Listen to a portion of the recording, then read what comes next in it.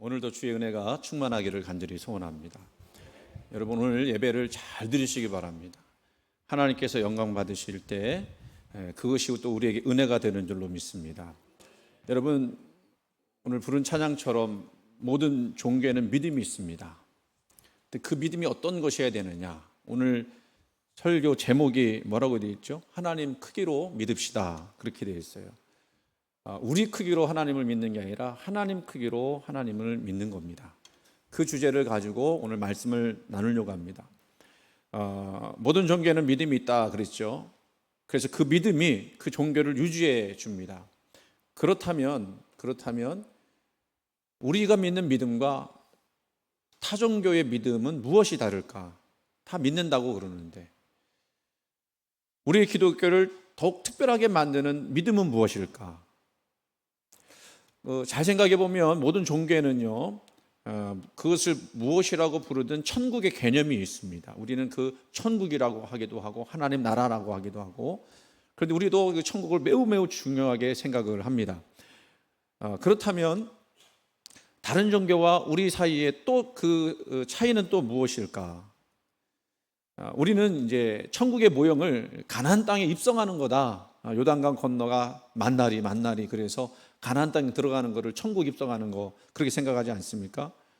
그래서 출애굽해서 홍해를 건너서 가나안에 들어가는 것, 그걸 우리는 또 구원의 과정으로 또 생각하고 그 모형을 따라서 가기도 합니다.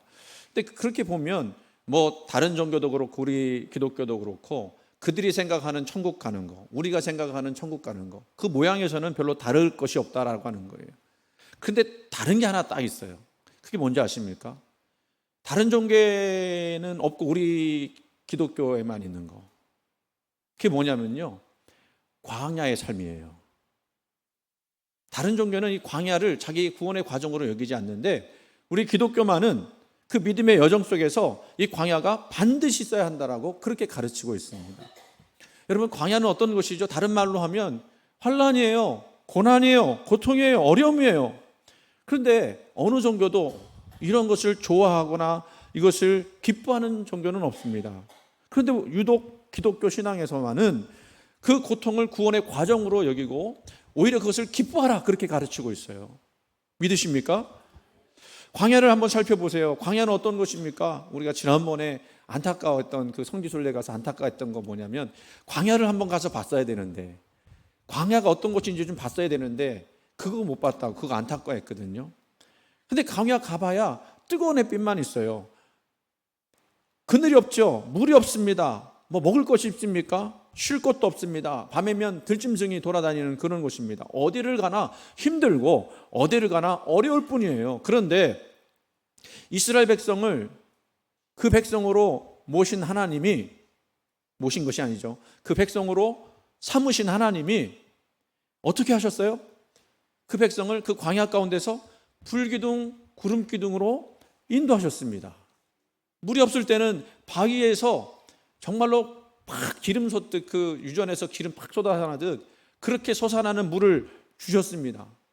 그리고 먹을 고기가 없다고 하니까 동풍을 불어서 메추라기를 보내셨습니다. 또 40년 내내 굶주리지 않도록 만나를 허락하셨습니다. 또 그것뿐입니까? 옷이 헐지도 않고 신발이 닳지도 않도록 그렇게 해주셨다. 그래서 거기서 그 사람들은 빨래 하나지 않았어요. 놀라운 일이지 않습니까? 우리는요, 그런데 어떤 기적을 바라면 홍해의 기적만을 바랄 때가 많아요. 그 홍해를 앞에 뒀던 백성들이 처음에는 자기 다 죽은 줄 알았어요. 홍해가 앞에 있죠. 뒤에서는 애굽 특공대가 쫓아오죠. 그런데 하나님이 어떻게 하셨죠? 그 홍해를 마른 땅이 되게 하셨고 죽음의 길을 생명의 길로 바꾸는 놀라운 역사, 그 기적을 보여주셨습니다. 그리고 이제 그 홍해를 건너서 바로 직진을 해서 가나안 땅에 들어가는 겁니다. 근데 거기에 뭐가 있었던 거예요? 광야가 있었던 거예요. 근데 사실 우리 마음에는요, 어떤 마음이 있냐면 그 광야는 좀 생략했으면 하는 마음이 있는 거예요. 그래서 우리의 기도 대부분은 무슨 기도냐면, 잘 살펴보면 이 광야의 삶을 좀 제거해달라, 그렇게 기도하는 거예요. 광야의 광자는 내 삶에 발붙이지 못하도록 나에게는 늘 형통함만 달라, 이렇게 기도를 하고 또 기도합니다.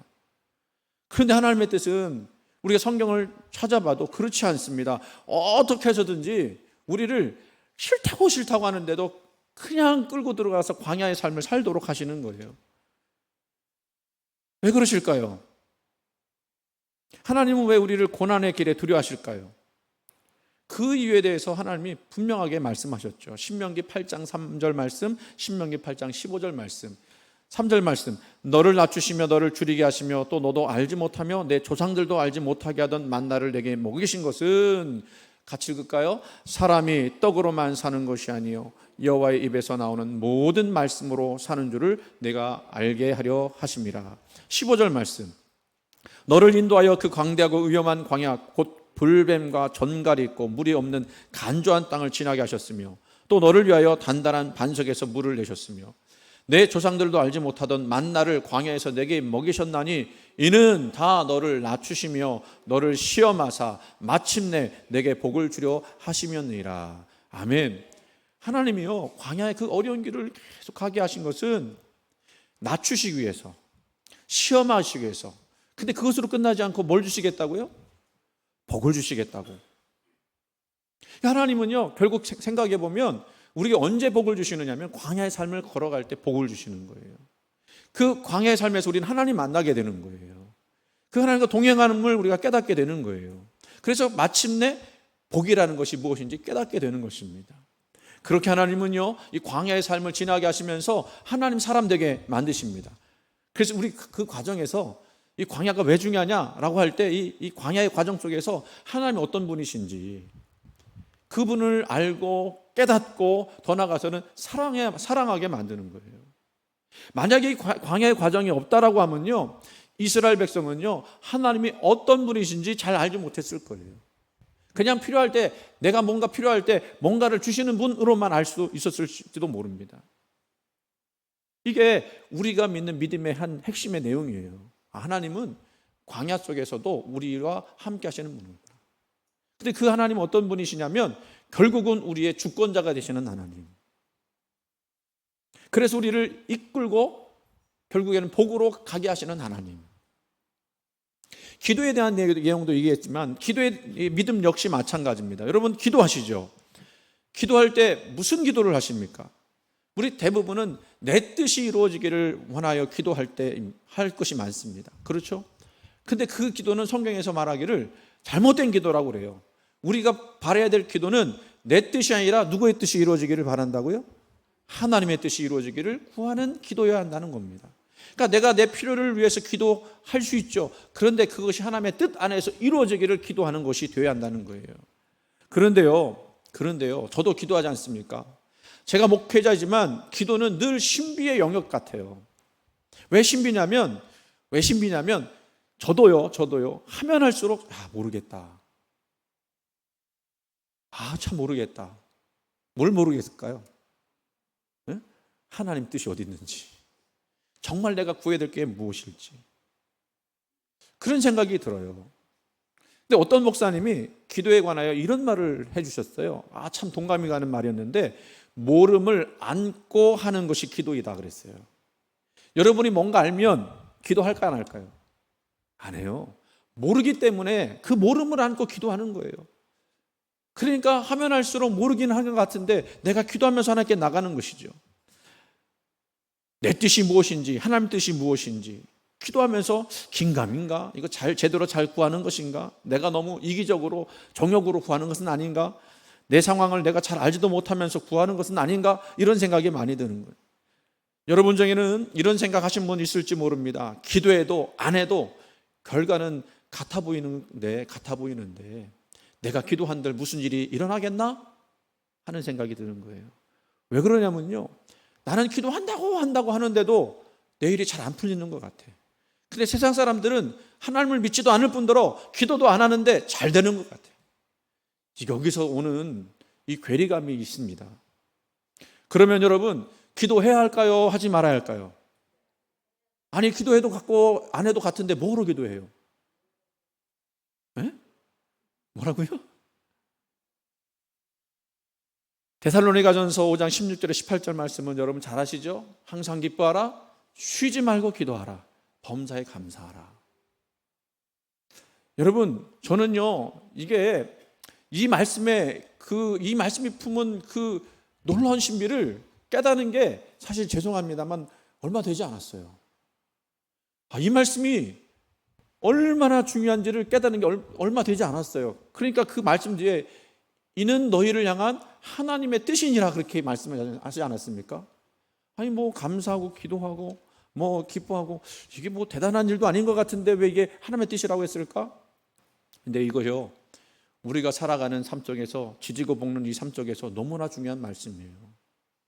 그리고 이 믿음이 기도해야 한다고 하는, 쉬지 말고 기도해야 한다는 말씀이 얼마나 유효한지 모릅니다. 왜 그러냐면요, 기도의 끝은 여러분이 기도 왜 하시냐고, 그래도 해야 한다고 말씀드렸죠. 기도의 끝은 하나님과 동행하는 것이고 하나님의 통치를 붙잡는 것이기 때문에 해야 하는 거예요. 결국 기도하면서 깨닫게 되는 것이 뭐냐면, 우리가 광야 속에서 깨달은 것과 똑같은 내용인데, 하나님은 우리의 통치자, 주권자이심을 내가 고백하는 것입니다. 여러분, 이 말이, 이 주권자라고 하는 거 굉장히 중요한 표현인 걸 여러분 기억하시기 바랍니다. 여러분의 삶의 주인은 누구신 거예요? 하나님이신 거예요. 그거를 내가 인정하고 바라고, 그렇기 때문에 내가 기도해도 안 해도 비슷한 것 같은데, 별 다를 것도 없는 것 같은데 그럼에도 불구하고 기도하는 거예요. 내 삶이 아무리 엉망진창, 시궁창처럼 보이는 상황에서도 기도하는 것은, 우리의 삶의 주인은 하나님이시기 때문에 그 하나님께 내 삶을 맡겨드리고, 그 하나님이 내 삶 속에서 어떻게 인도하시든지 그 하나님의 인도를 따라서 가기 위해서 나는 기도하는 거예요. 믿으십니까? 여기서 중요한 것은, 다시 말씀드리지만, 내 인생의 주인은 하나님이시다. 이 믿음을 가지고 우리가 살아가는 거예요. 아무리 어려워도, 상황이 나에게 불리하게 돌아가도 하나님 믿는 그 믿음이 진짜 믿음이죠. 약해지고 무너질 것 같더라도, 오늘 우리 찬양의 그 가사 속에 나오죠. 약할 때 강함 되시며, 약할 때 강함 되시는 하나님, 우리 인생에 계획을 가지시고 역사하시는 그 하나님을 믿어 의심치 않고 나가는 거. 그래서 우리는 힘들고 어려워도 이렇게 나와서 예배해 드리는 것이고요, 우리가 힘들고 어려워도 계속해서 기도해야 되는 것이 바로 그 이유인 줄 믿으시기 바랍니다. 오늘 말씀으로 돌아갈게요. 오늘 믿음에 관한 말씀을 드리는데, 믿음은 무엇이냐? 오늘 본문에서 믿음이 없이는 하나님을 기쁘시게 못한다 그랬습니다. 오늘 말씀에서 제일 중요한 진술이죠. 이 말씀을 통해서 깨닫는 것은, 우리가 하나님께로 나아가는 통로가 되는 것이 뭐라고요? 믿음이에요. 믿음 없으면 하나님 기쁘시게 못한다. 그 얘기는 하나님 만날 수 없다라는 거거든요. 하나님을 알 방법이라고 하는 것은 믿음밖에 없는 거예요. 이 믿음이 있어야만 우리는 하나님께 나아갈 수가 있고, 또 그럴 때 주시는 것도 있다 합니다. 그게 뭐죠? 뭘 주신다고 그랬죠? 상. 그 성경에 상 주시는 이라고 하는 표현이 있는데, 상 주시는 이라고 하는 헬라어는요, 미스타포도테스라고 하는 거예요. 이 헬라어 나올 때마다 우리말하고 다르니까 발음이 참 중요한데, 몇 번은 제가 이렇게 했어요. 미스타포도테스. 한번 해볼까요, 여러분? 미스타포도테스. 그거를 외울 필요는 없고요, 한번 나왔으니까 읽어보자는 겁니다. 그런데 그 뜻이 뭐냐면요, 삭슬 지불하는 자라는 거예요. 그 삭슬 지불한다는 거는 뭔가 했기 때문에 지불하는 거 아니에요. 여러분, 하나님은요, 우리에게 은혜를 베풀어 주시는 분이에요. 우리가 뭔가 하지 않아도 은혜를 베풀어 주시지만 뭔가를 했어요. 근데 그 뭔가를 했다라는 것이 하나님 눈에 보실 때에 정말 대단한 것일까요? 아니에요.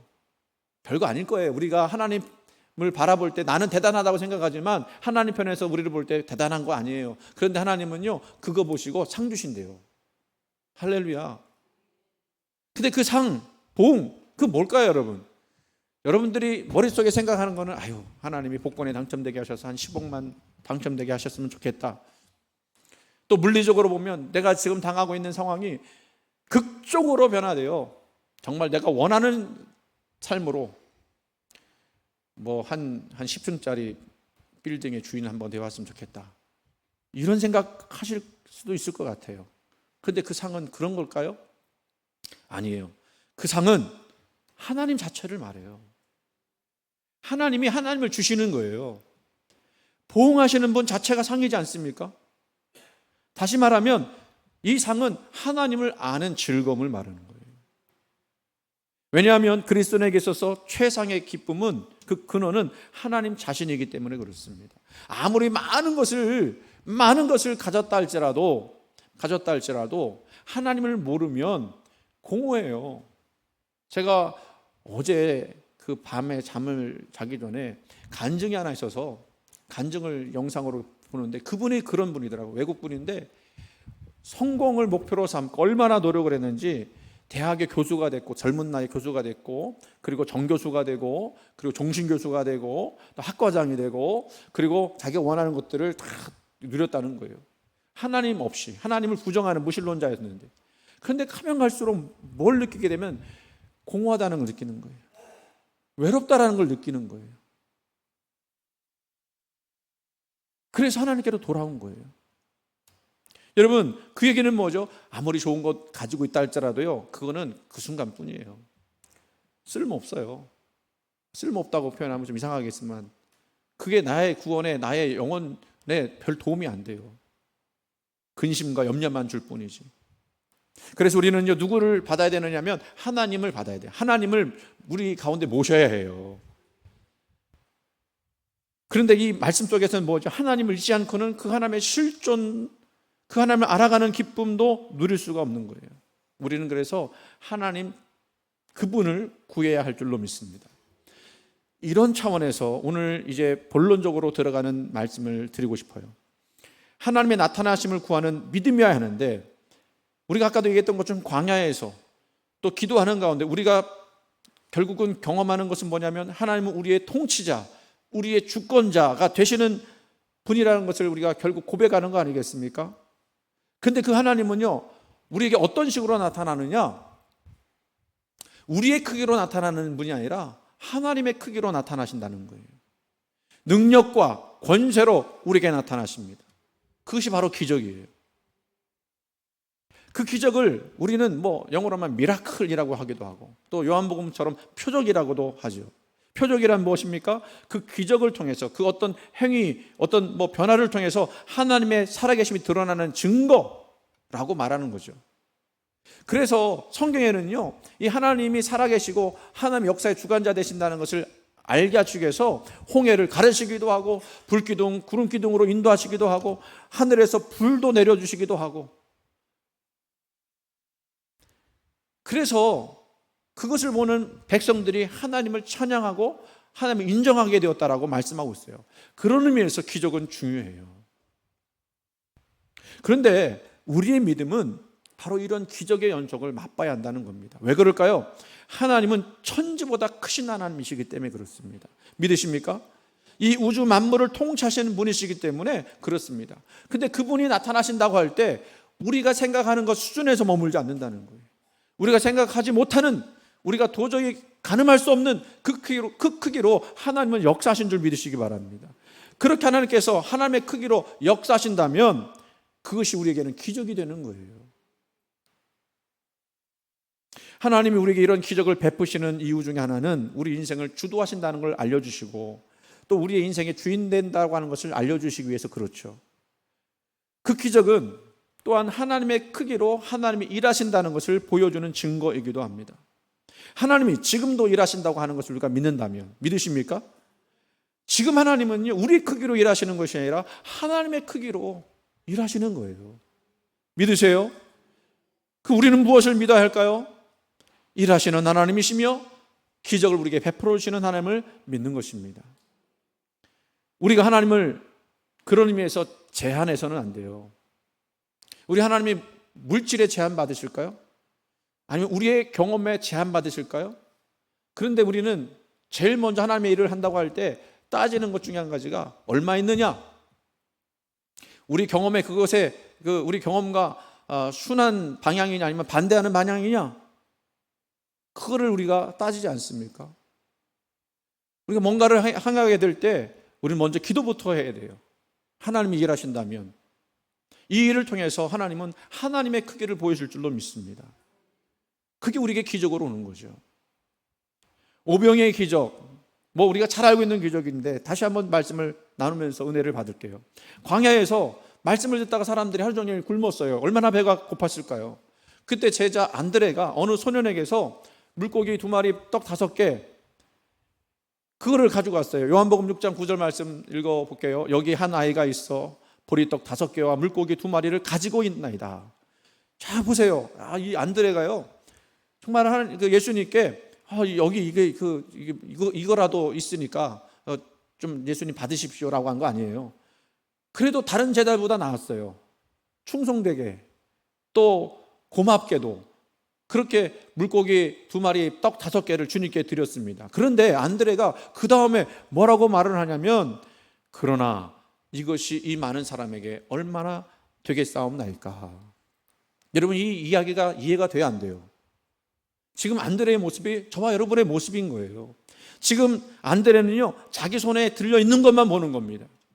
그럴 수밖에 없죠. 사람인데 눈에 보이는 것만 볼 수밖에 없는 거 아니겠습니까? 그런데요, 예수님은 그렇지 않으셨어요. 예수님은 물고기와 떡을 보신 것이 아닙니다. 하나님 바라봤습니다. 그리고 하나님의 전능하심을 보았습니다. 그래서 어떻게 하셨어요? 지난번에도 그것을 내게로 가져오라, 그 말씀을 드렸죠. 주님 손에 붙들려 있을 때 그게 놀라운 역사가 일어났다고. 요한복음 6장 11절 제가 읽고 13절은 여러분들이 있습니다. 예수께서 떡을 가져 축사하신 후에 앉아있는 자들에게 나눠주시고 물고기도 그렇게 그들의 원대로 주시니라.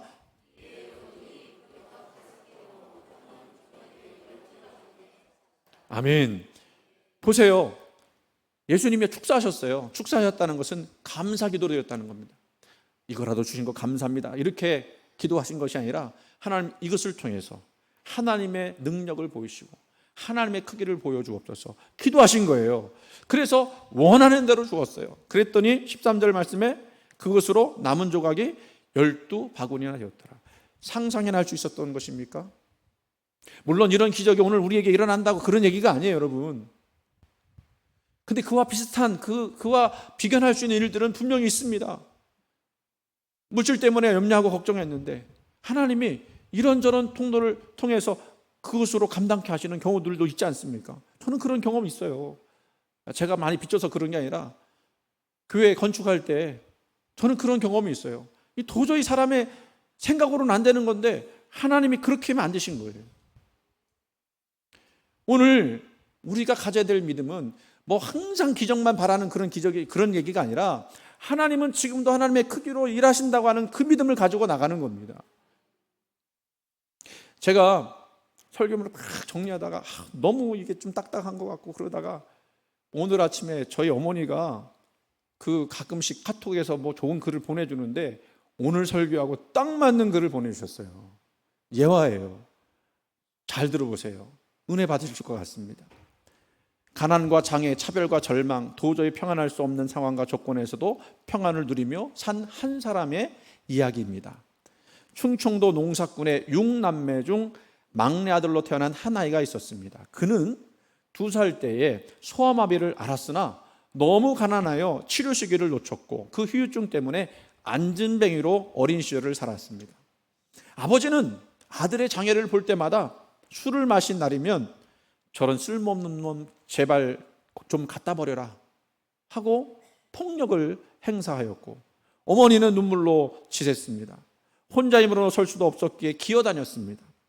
어머니의 등에 업혀 집에서 1시간 떨어진 초등학교에 입학하고자 했으나 학교는 장애인이라는 이유로 등교를 허락하지 않았어요. 어머니와 아들은 그날 교문 밖에서 한없이 울었습니다. 아들을 등에 업고 오는 길에 슬픈 마음으로 어머니는 아들의 꽁꽁 언 발을 만지며 아가야 춥지라고 물으셨어요. 어머니의 그 한마디는 그게 어떤 다른 말보다도 값지고 힘이 났으며 세상에 힘든 일들이 비수처럼 다가왔을 때 기억나는 말이었습니다. 그 말은 어둠 가운데 생명과 빛으로 오신 예수님께서 하신 말씀과 같았습니다. 그날 이후로 아들은 평안해졌고 어떤 절망 속에서도 희망의 끈을 놓지 않았습니다. 11세에 집을 떠나 재활 안에 들어갔고 굳은 다리를 펴서 보조기를 끼우고 목발을 짚으며 걷는 방법을 배우는데 2년이 걸렸습니다. 그런데요, 그가 공부하는데 늘 1등을 했고 선생님의 추천 덕분에 대전중학교에 들어갔고 고등학교 입학 연합고사에서 만점을 받아 장학금을 받고 충남고에 배정받았습니다. 결국 열악한 환경에서 공부하여 서울대학교 수학과를 입학했고 미국 버클리대 박사학위를 받았습니다. 이후에 카이스트와 서울대 교수를 거쳐 현재는 고등과학원 KIAS, 키아스라고 부르나요? 고등과학원 교수로 재임 중에 있어요. 2007년에 40세의 젊은 나이로 과학자에게 주는 젊은 과학자상을 받았습니다. 이런 상은 쉽게 받는 상이 아니죠. 그가 누구냐? 장애를 입고 세상에서 온갖 냉대와 차별 속에서 인생을 기쁨 공식으로 풀어낸 김인강 교수. 사진에 나오죠. 목발을 짚고 다녔어요. 그 책 기쁨 공식이라는 책입니다. 2012년에 나온 도서예요. 좀 오래된 책이죠. 그분은요 3차원 다양체 위상 수학 또 기하학 분야에서 세계적인 수학자로 명망이 높습니다. 그분이 이 기쁨 공식을 펴내서 소외당하는 사람들에게 새로운 희망과 용기를 주기를 원했습니다. 그분이 이 온갖 차별과 또 냉대 속에서 이겨낼 수 있었던 그 신앙의 힘에 대해서 그 책에 그 기록을 했대요. 대학교 3학년 초 목발을 짚고 무거운 가방을 맨 채 너무 많이 걷다 보니 갈비뼈와 폐가 부딪혀 폐에 큰 구멍이 났다. 의사가 당장 수술하지 않으면 죽을 수도 있다고 했다. 나는 기도원의 구석에 엎드려 기도하기 시작했다. 하나님, 왜 나한테만 이렇게 가혹하신가요? 항상 아프기만 하고 아무 쓸모없는 나를 데려가 주세요. 근데요, 하나님의 저 은혜는 참 기가 막히죠. 문득 등 뒤에서 찬송 소리가 들려왔다. 내 모습 이대로 주 받아주소서. 날 위해 돌아가신 주 날 받아주소서. 그 순간 자아가 꺾이고 회개가 터져나왔다. 욥처럼 하나님의 모든 주권과 통치권을 인정하게 되었다. 나처럼 연약한 자들에게 희망을 주는 것이 내게 주신 하나님의 뜻임을 깨달았다. 하나님은 육신을 의지하지 않는 법을 내게 가르쳐 주셨다. 나는 아파서 누워있는 동안 기도하는 법과 성경 읽는 법을 배웠다. 고통하는 가운데서도 찬양하는 법을 배웠다. 나는 육신의 나약함에 끊임없이 노출되었지만 하나님은 그것을 인해 약한 데서 강해지는 법을 배우게 하셨다. 예수님은 나에게 세상의 모순과 절규를 알려주었고 과거와 현재를 바라보는 방법을 알게 하셨다. 세상이 나를 죄인 취급할 때 하나님은 나를 변화시키며 당신이 하실 일을 계획하셨다. 나의 연약함이 하나님의 영광을 나타내는 질그릇 되게 하신 것이며 나를 변화시켜 하나님의 이름과 선하심을 나타내려 하셨다. 이분이요 이렇게 신앙생활을 하다가 대학에 들어가서 성경 공부를 하는데요, 그 예수님이 십자가에 달리기 전 온갖 모욕을 당하신 그 구절들을 읽을 때 마치 자기에게 하시는 말씀, 마치 자기가 당한 것 같았다고 해요. 뺨을 때리고 침을 뱉고 희롱당하고 업신여김을 당했던 예수님의 고난을 인간은 자신의 처지로 이입시키는 그 놀라운 그 체험을 하게 된 것입니다. 예수님은 그렇게 모욕을 준 사람들에게 말씀하셨죠. 아버지, 저들을 사하여 주옵소서. 자기들이 하는 것을 알지 못함이니이다. 이 말씀이 그 저자 김인강 교수의 가슴을 쳤어요. 그리고 완전한 용서, 완전한 사랑 깨닫게 되었습니다. 그렇게 하나님과 접붙이는 순간, 예수님이 십자가와 접붙이는 순간 그렇게 자기를 저주했던 아버지를 용서했대요. 그리고 자기를 보고 놀렸던 그 아이들을 용서했대요. 그러니까 이분은요, 예수님 십자가를 만나기 전까지 마음속에 아버지에 대한 원망, 저주, 그 자기를 놀렸던 그 친구들에 대한 원망, 저주가 있었던 거예요. 그런데 그들을 용서할 수 있었다는 거예요. 놀랍게도요. 그리고 나서야 웃음이 회복되었습니다. 하하하.